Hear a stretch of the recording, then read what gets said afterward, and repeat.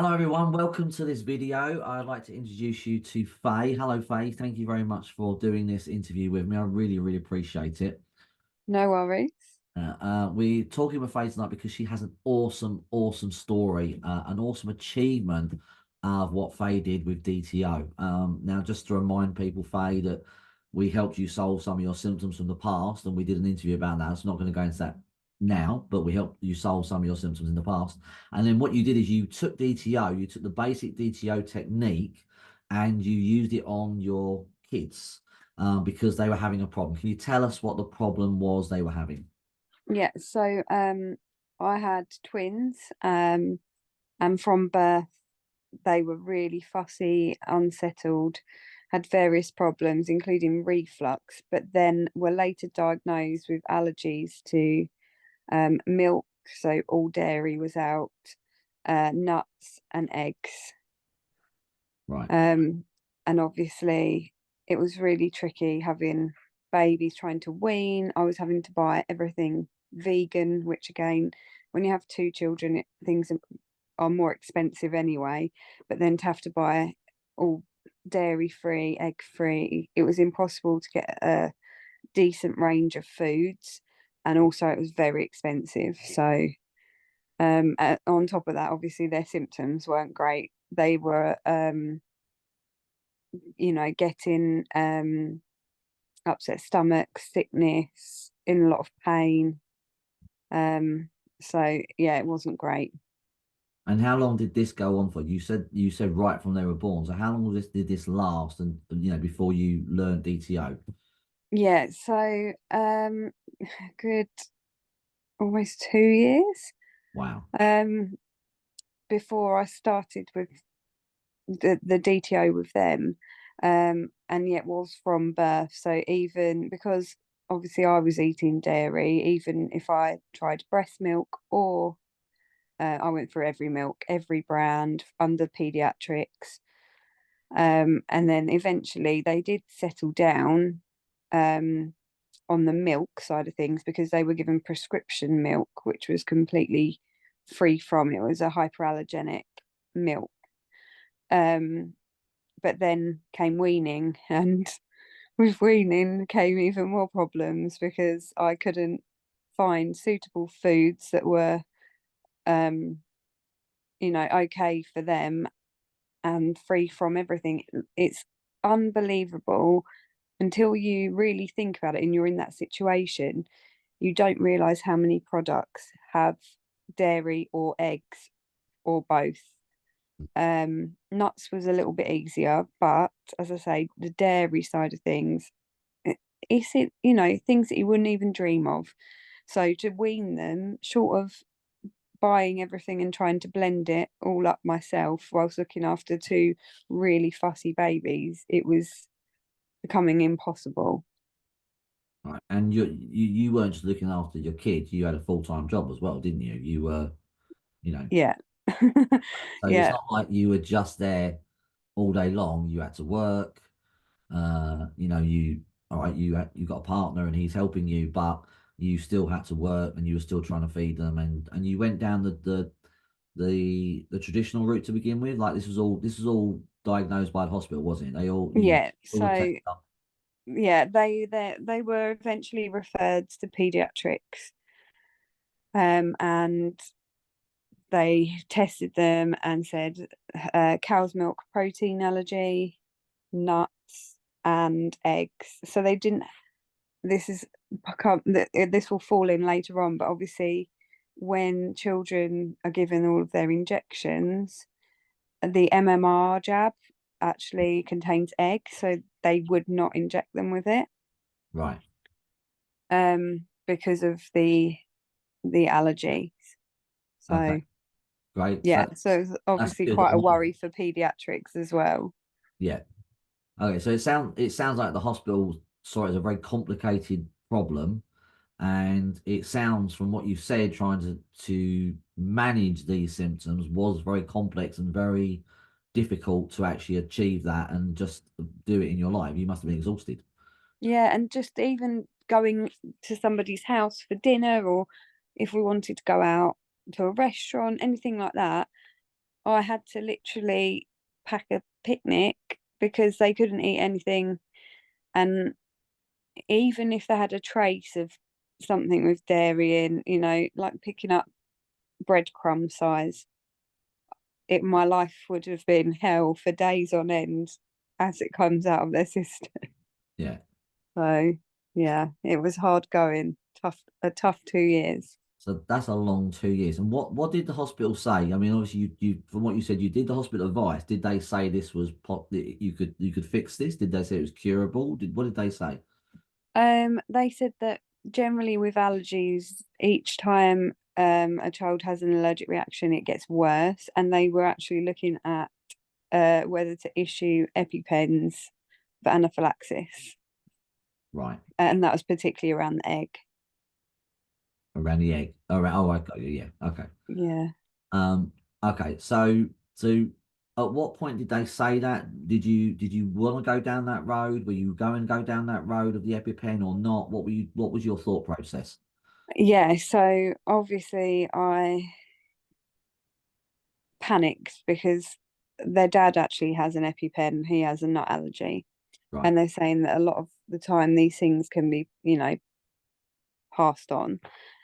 And then I started panicking that they might need an EpiPen because what if I'm not there and they're at nursery or something like that, and they're exposed to something, and not anything against the nursery, but there's a lot of children around. They could just pick up, touch something. So it was quite a panic for me. Everything was stressful. I had to pre-plan everything I was doing, and it took over my life really, because I was really paranoid that they were going to eat something that was going to make them seriously ill. And they had been in, as you know, to hospital on many occasions where they'd been so poorly and so sick, so much sickness and diarrhea with it, that they were dehydrated and they had to be on drips. And we were in hospital for weeks at a time at some points. So it Mm. wasn't, um, for me at that point. I was doing everything the doctors told me because I thought, well, I don't want anything really bad to happen. Okay. And apart from what the doctors, had you tried anything alternative? Had you tried any homeopathy or natural medicine or anything like that, or you just done the doctor route? No, I just had done the doctor's route. And did that route help? Did it change the symptoms? Did it alleviate the symptoms? Did it? Only the dairy free milk compared to the full dairy milk, I did see an improvement in it, their stools and the crying and things like that, but not really because I avoided everything. Their diet was so bland and so um well, it wasn't varied at all Right. because there was a lot of fruit and veg, obviously, and meat and everything, but everything was from scratch. And I think it was having a big impact when you're in that sort of situation. It was having such a big impact on day to day life that it's hard to see beyond the moment, really. Mm. But on the whole, no. If they'd eaten anything by mistake that contained any of those things, they would be really ill. So it was like, oh, and like even at nursery, they were segregated from the rest of the children because they were so worried about the reactions. They had to be in separate high chairs across in the room, so they were sort of left out and things. It just wasn't a So nice way for any of us to live. so it actually affected their social interactions as well. They weren't socially Mm. engaging with the other kids because they were separated, which is Yeah, just not going to help with their growth or anything, or their communications or anything really. Okay, no. I didn't know that bit, so that's a bit I didn't know. And I Okay, felt awful at like their first Easter, and it was their second Christmas because they were born in the November when everybody was having chocolate and they and they weren't allowed, or they were having the vegan stuff. mm, Um, there were a lot of things that they missed out on but luckily, they're of an age where they won't remember that. No. But it sounds like it clearly affected you as well, being the mum, having to do all this and watch them go through this and everything they've had to have, going back to the hospital, trying to fit all this in with your life and trying to change their diet. That must have been taking quite a stressful toll on you to be able to do that. Yeah, definitely. And this is the thing, a lot of parents in this position, they go through this stressful times and you don't see the stress the parents going through. You might see the kids upset, but you don't see how much stress it places on the parents. And a lot of parents, they go down the traditional road and they continue down that traditional road believing there's nothing can be done. But that's not the case here, is it? Because you met me, or you was introduced to me, and I'm a bit weird. And we fixed your problems. And then I remember, I think I suggested that you try DTO on them. Um, Yeah, I hadn't realised that I could try it on them. I just thought it was something to do on me.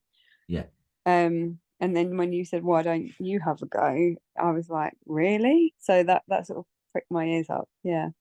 yeah. Because traditional DTO, you talk to the person and you ask questions and the person answers you back. But in the case of your girls, well, they were, two, they can't communicate. And the DTO process I gave you is used for when you can't communicate with animals, children, whatever.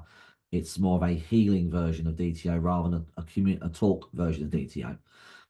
So when I suggested it, because I know DTO worked on you because you had the evidence, you saw it work on your symptoms, and you had quite severe symptoms. You were told you need an operation, and we saved you from that.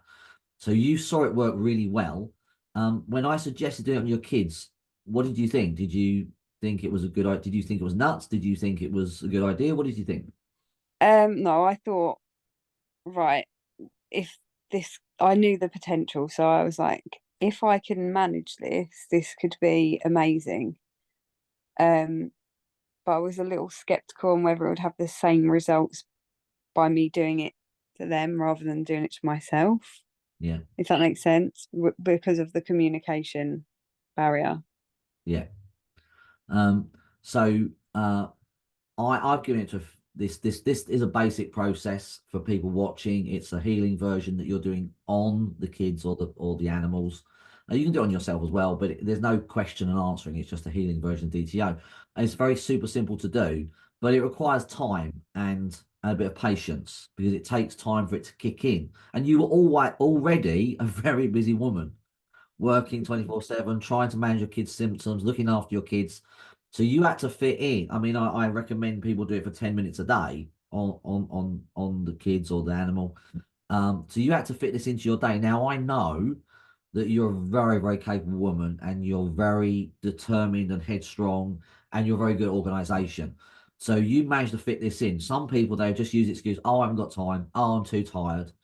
But for whatever reason, you fit this in because you had to do it every day for quite a few months. How long? How many months did you do this for? I think it was probably 3 to 4 months. Right. Um, a lot obviously throughout that time I saw small changes, but yeah, it was I think from starting it to finishing it. But I timetabled and made a little routine and did it every day. And I did do it a couple of times a day because obviously I had two of them and I would do it with them together. Yeah. I did increase my time. Brilliant. So you weren't just doing it once a day, doing it twice a day with two kids. You did about 3 to 4 months. It does take time to build up. So in the initial stages when you were doing it, what did you witness? What did you see? You said small improvements, but what did you see change?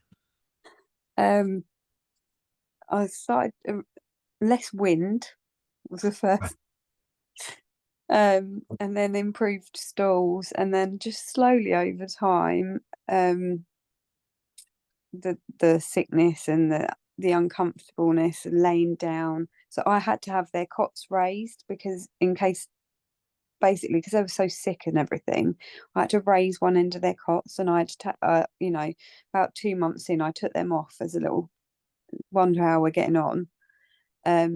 And I'd tried taking them off before and I had to put them straight back in. But so throughout, it sort of built. It went from like subtle changes, just being happier in themselves, and as I said, less stomach issues and stuff like that. And then it built and built and built. from there. So that's when I got brave nearer the end of the time, and I was like giving them like little tiny bits of bourbon biscuits or custard creams, Yeah. like because the NHS do actually advise parents who are doing like milk ladders and stuff to do those sort of things. And every time I'd tried it, it'd been really disastrous, and they said don't do it again. Um, but I was like, right, try a bit of this, try a bit of this. So once I knew that they'd tolerated a small amount, um, I was a bit more sort of, oh, this is going well. Yeah. And then at the end of the 4 months, um, they were actually booked in for so they'd had allergy screenings, but Mm. they were booked in for full allergy screenings where they literally test everything and the levels at which they're allergic. And it was in preparation for the EpiPens. Right. And it was at the 4 month mark when um they were booked in for that. I took them in and I thought this will be interesting. And the thing that I was wondering was whether their markers had changed, basically, whether they were less allergic but still allergic. Because at that point I was really only looking for an improvement, not overly convinced it would be a cure.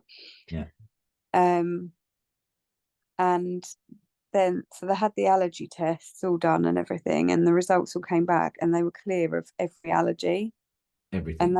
they there was no allergies. So when I got the results, I just gave them like a bottle of milk. And some people, if you haven't had milk before Mm. and you then have it, it can upset your stomach anyway. There Yeah. was no reaction at all. Like Yeah. they eat cake, they eat everything now. Dairy, eggs, they have egg dippy soldiers, the lot. So as soon as Wow. I knew there was no allergy, I was like, no, we're not building up and doing a little bit, because that's then what the NHS advised me again was, right, now this has come back. Like they didn't really understand it either. No, I So was going to they say, were what were you telling going to me, say? They must have been confused. yeah, yeah, completely. They they said that like it could be like an you know an error, whatever. They weren't sure, but they said start on the milk ladder again. And I thought, absolutely not. I'm not going through 12 steps of a ladder. So just tried it. I thought that if it's come back that they've got nothing wrong, I'm going to try it. And now they eat absolutely everything. They have no, they have nuts, and nuts was a big one because their dad has a peanut allergy Yeah. and he has anaphylaxis with it. I haven't done the DTO on him yet. Um, So nuts we avoided, like, they said this would be really serious, do not give them nuts. They have peanut butter on toast. It's Yeah. like it's revolutionized our life. I can take them out. They can have a McDonald's, like do normal things that kids do. Yeah. Um and as I say, they absolutely, Edie, the um older of the two twins, um obviously never had milk, never wanted the prescription milk, would struggle to get the milk in them. Mm. She drinks milk like it's going out of fashion even now. In Right. it with a smoothie in it. She calls it her Brenda because it goes in a Brenda the blender, she calls Brilliant. it. And I Brilliant. have a Brenda. Yeah. So she has like milkshakes made up with like fruit and milk in it and everything. Loves them, wants more and more. So it's literally changed not only their health, but also all of our quality of life. Yeah. And what's the impact it's had on your life? How has it changed your world? Well, it's amazing because I can go out and I haven't got to think about 101 things to put in the bag because I know I can buy anything out. They Mm. can enjoy an item, I can buy snacks in a normal shop and not have to panic about it being vegan with no this, no that, no the other. We can go out to like functions and I don't have to constantly be watching that they're not going up to a table and picking something off. And also I was really dreading potty training. because obviously they had upset stomach so much. Of course, yeah. But then I potty trained and the clean, and it was fine because they've not got upset stomach. So That's fantastic. That's amazing. That's such an unbelievable success. What does your partner think?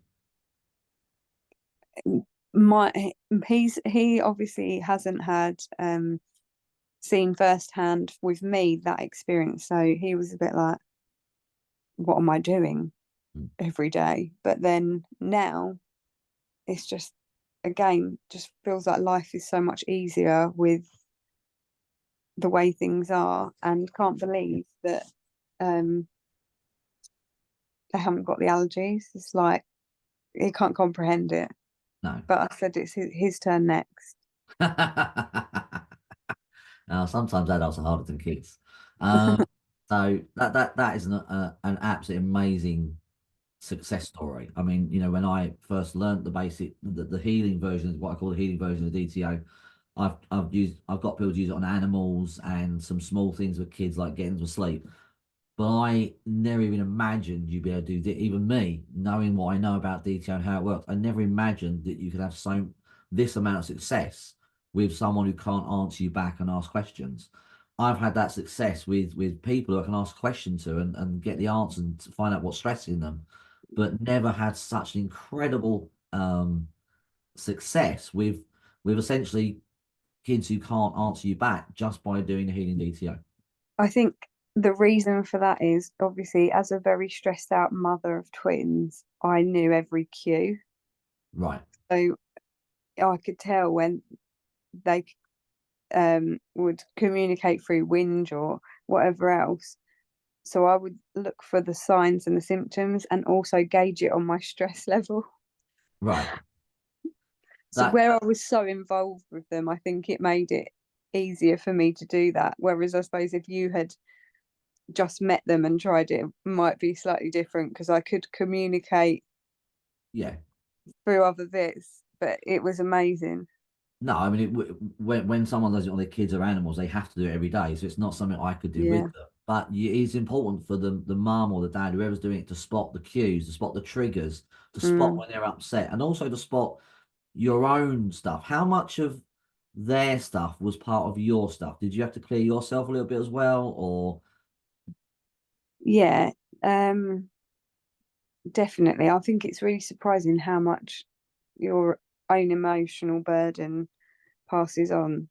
yeah, Um, and I felt like I would also DTO myself at night, yeah, after I'd done it with them, because I just wanted to check that I didn't have any blocks that would block me where they were concerned. Um, so yeah, it definitely does impact. Um, and I think I know I told you this before, but I think it also is the same with your animals because I did use the DTO on one of my dogs as well. oh, I didn't know that. Well, yeah, for the itching. Remember? Oh, yeah, I'm sorry, long time ago. Yeah, okay, yeah, Yeah, yeah. So, um, but I feel like since I've used the DTO on the dog and also on myself, the more I use it on myself, the happier the household becomes. yes. I've got another client at the moment who's doing on her dog, and she recognised the dog responds very much to her emotions. So when she calms herself down, the dog calms down as well. And that Mm. goes the same for everyone in the household. But most people don't recognise how our own emotions affect our environment around us and the people around us.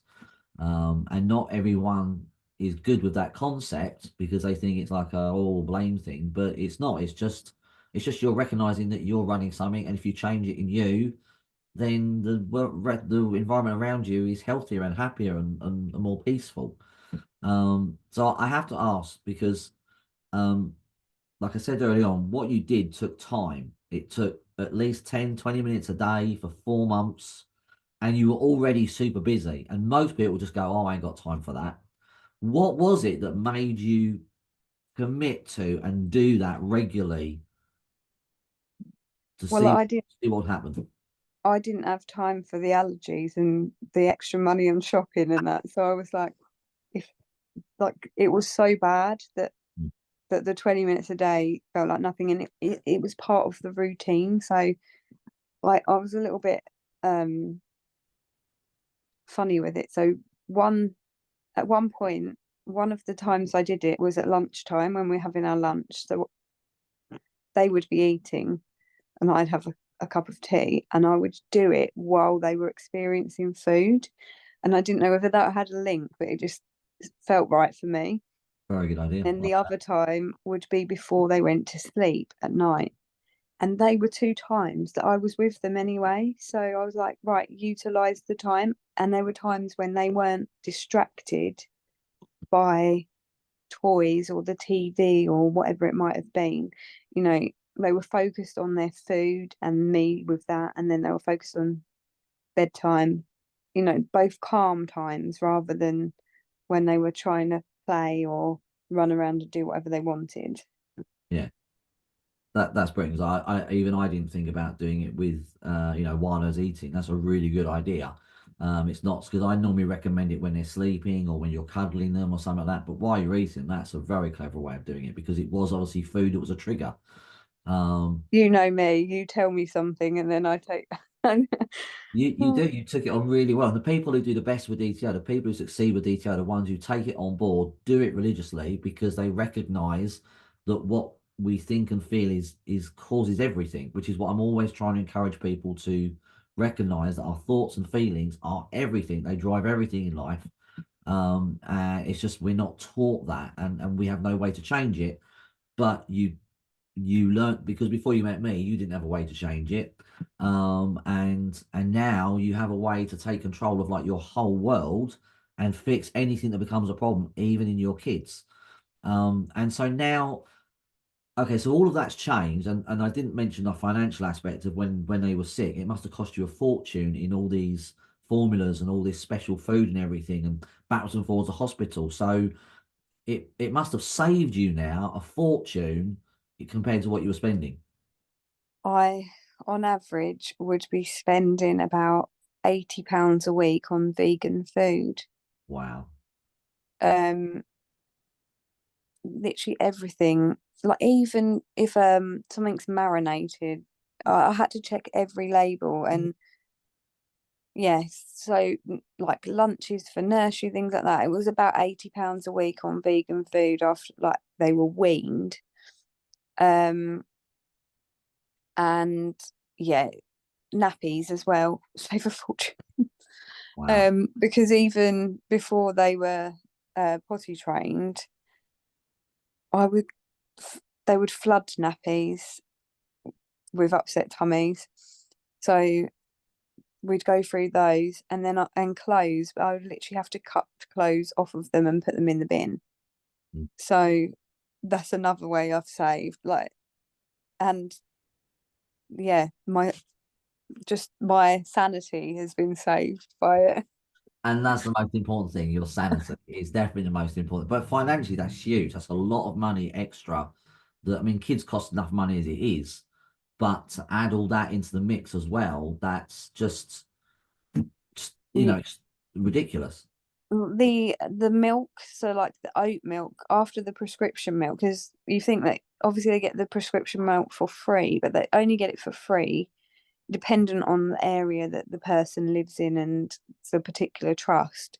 But once they hit one, the milk was not free for me anymore, and I had to move off of hyperallergenic to an oat milk, an oat based Right. um drink. And just the bottles of oat milk, bearing in mind they would go through probably 2.5 bottles a day, would be Wow. up to £4 each. So it was a lot.